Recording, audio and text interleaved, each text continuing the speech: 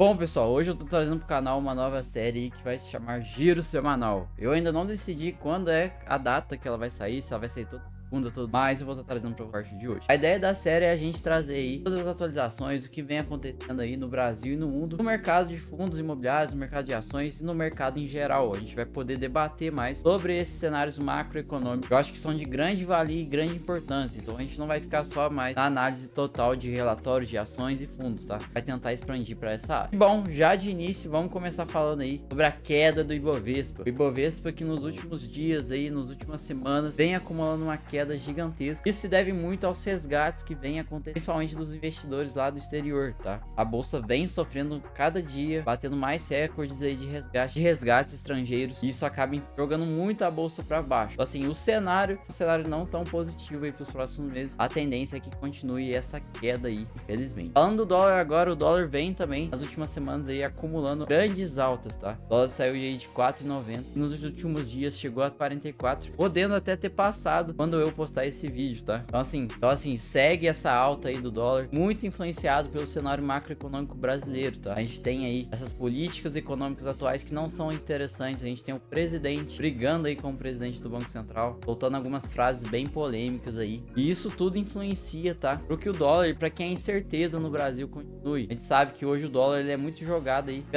pela essa tal incerteza, tá? Os investidores externos aí acreditam que o Brasil tem começam a colocar mais dinheiro no Brasil, tem essa queda do dólar. Agora, se o cenário é o oposto, como vem acontecendo hoje, a gente vai ver o que acontece, que é o dólar chegar nessas alturas aí. E eu acredito, tá? Talvez ele sofra alguma correção aí, mas se continuar do jeito que tá, aumento de imposto, toda essa parte de briga com o Banco Central, podendo se agravar pro ano que vem, independente de quem assumir o banco, o cenário não é tão positivo. Falando em taxa de juros, na data que eu tô gravando esse vídeo, a gente tem a reunião do Copom, que provavelmente deve acontecer aí mais um corte mais tranquilo, tá? Eu acredito que seja em 0,25. Eu não acredito que eles vão cortar 0,5. Pode ser que venha, vai ser uma surpresa, mas acredito que eles vão dar essa segurada, principalmente porque a gente tá vivendo essa alta de inflação no Brasil. A gente tem a questão do dólar subindo bastante, então eu acho que eles vão dar uma segurada assim forte. Falando um pouquinho agora de Argentina, a gente vê que aí nos últimos meses saiu até o relatório agora que a inflação na Argentina foi bem menor, tá? Essa inflação mais baixa se deve principalmente às medidas do atual governo aí do presidente Milei, que vem realizando alguns cortes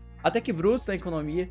Que é aquele negócio que eu sempre falo pra vocês. A Argentina tava vivendo uma situação aí de muito risco, tá? Situação aí, um paciente praticamente nos finais, tá? Pra você recuperar um paciente desse, é só com tratamento de choque. E é isso que tá acontecendo hoje na Argentina. O presidente tá reduzindo muito o consumo, que no curto prazo vai gerar muita dor de cabeça pra ele, então a gente vai ter muito protesto.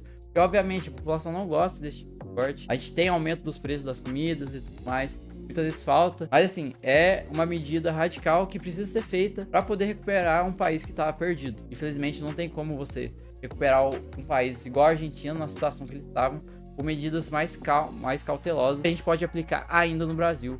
Não dá para saber por muito tempo. Mas no geral, cara, a inflação vem sendo aí muito bem. No entanto, na Argentina, né? No entanto, que a moeda argentina esse ano, no ranking lá de desvalorização, deu uma melhorada grande. O Brasil segue bem péssimo. Então assim, agora no início vai doer bastante para os argentinos, mas no longo prazo eles vão poder ir de um país muito melhor. Outra notícia muito legal, ou não, né, que saiu na mídia esse mês, foi que a bolsa brasileira tá entre as piores bolsas do mundo, tá? É uma das poucas que acumulam um resultado negativo diante de um cenário positivo de todas as outras, tá? Então assim, o Brasil praticamente indo na contramão. E obviamente os motivos eu já falei pra vocês, tá? Muita desconfiança do Brasil. A gente sabe que bolsa só tem alta quando as pessoas confiam. E hoje no Brasil não existe essa confiança. O que leva a gente a ter aí esse grande cargo aí de a pior bolsa do mundo. Brasil que gosta de acumular esses cargos diferentes, né? Tem muitas vezes a pior moeda do mundo, agora a pior bolsa do mundo. Vai ser o próximo pior presidente do mundo? Acho que talvez isso a gente já tenha. Vamos lá, pessoal. Diante de todas as opções e tudo isso que eu trouxe para vocês, vamos trazer dois cenários que a gente pode ter no Brasil hoje.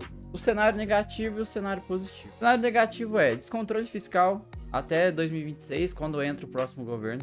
E se o governo que está atualmente ganhar novamente, esse descontrole fiscal pode continuar pelos próximos meses, próximos anos também. A gente tem um cenário de inflação em alta, tá? Assim, vamos imaginar que tem a troca do presidente do Banco Central no final do ano e que esse presidente não goste não gosta tanto de controlar essa inflação como o Campos Neto. E aí a gente tem um cenário de continuação de subida dessa inflação.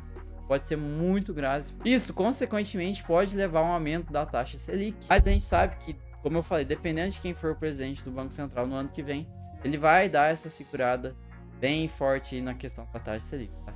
Isso tudo pode gerar uma crise no governo, que não pode ser tão bom aí, né? Para os brasileiros, viu, pessoal? A gente pode estar encaminhando aí um cenário muito negativo. Tão negativo que a gente pode até ter conflitos geopolíticos. Já que hoje o atual presidente, ele não tem papas na língua em relação a alguns assuntos geopolíticos que podem trazer alguns problemas pra gente. Por outro lado, a gente pode ter o cenário positivo, que eu não acredito muito, tá? Que vai bater todos esses pontos, mas algumas coisas podem acontecer. A primeira coisa desse cenário positivo é o controle, né, de gastos, pelo menos até 2026. Vamos ver se o governo pode aí ter essa mudança de chave, né, de controlar esses gastos, reduzir os gastos. O que eu acho muito difícil, já que não é a política desse governo, tá? O governo atual, que busca muito investir em mídias sociais e até mesmo aumentar salário de servidor público e tudo mais, para ter uma boa base de apoio. Então, a gente vai ter esse controle de gastos. Outra parte do cenário positivo é a inflação controlada, tá? Essa inflação aí menos de 3,5% ao ano, dentro da meta aí do Banco Central, seria muito positivo pra gente, mas também que é algo bem difícil, tá? Várias medidas aí também que... Outra parte do cenário positivo é a questão da taxa de juros, tá? Taxa de juros aí estabilizada, abaixo de 9%. Ela é muito boa pro Brasil. A gente sabe que, infelizmente, não dá pra gente ter uma taxa que controla muito a economia, mas uma taxa de 6, 7, 8, ela é bem aceitável. Então, assim, esse é um cenário muito positivo. E o ideal também seria nós tivermos aí, né, um Ibovespa e um IFIX em alta, um Ibovespa em 150 mil pontos, um IFIX em 4 mil pontos. Seria um cenário muito positivo pra gente hoje. Mas assim, dando a minha opinião sincera entre os dois cenários, não acredito hoje totalmente no cenário negativo e nem totalmente no cenário positivo, tá? Acredito que a gente vai ter uma mesclada dos dois aí. Vai continuar tendo controle, o descontrole de gastos aí do governo, mas por outro lado a gente pode sim ter uma inflação mais baixa. Que influencia o outro, mas tem diversas variáveis que vão impactar a inflação, vão impactar na taxa de juros. Então, assim, hoje eu vejo uma mesclagem entre os dois cenários. Tá, mas o que vocês devem fazer, o que a gente deve fazer como investidor nesse momento, já que as notícias das semanas não foram tão boas? Primeira coisa, não parem de investir, tá? Por mais que o cenário seja desanimador, continuar investindo nesses momentos aí onde a gente tem muita queda, a gente tem ações e fundos imobiliários mais baratos, é muito importante, tá? Os investimentos nesse momento podem te trazer muito retorno lá na frente. Quem sabe, as crises elas não duram para sempre. Elas vêm, elas podem machucar muito, mas sempre tem aquela recuperação. A gente vê, basta olhar o passado, tá? Teve crise em 2018, teve a crise em 2016, recuperou. A gente pode estar encaminhando para uma nova crise. Quem investiu nesses momentos, em 2016, 2008, ganhou muito dinheiro. Então assim, continue investindo. Obviamente, se protejam, invistam no exterior, invistam em criptomoedas. Diminuam um pouco os aportes, mas não parem totalmente. Não vendam suas ações, todo o seu investimento e saia. Não façam isso. A minha expectativa é essa. Vamos aguardar a próxima semana para ver como é que vai ser. A gente vai ter a reunião do Copom em breve. Vamos aguardar. Eu vejo um cenário muito bom para quem tem estômago para investir hoje no Brasil, tá? Quem conseguir ler bons ativos, ter essa calma e controle, acredito que lá na frente vai colher frutos grandes. Mas o que resta é saber, né? Será que a gente já chegou no fundo dessas quedas aí, no topo da alta do dólar? Acho bem difícil. Aguardar para ver os próximos cenários. Então, no geral, espero que vocês tenham gostado. Com o tempo, tá? Eu vou incrementando mais esse giro. A gente vai adquirir de acordo com o que falarem aí. Mas no geral é isso. Espero que vocês tenham gostado. Tamo junto. Até a próxima e até mais.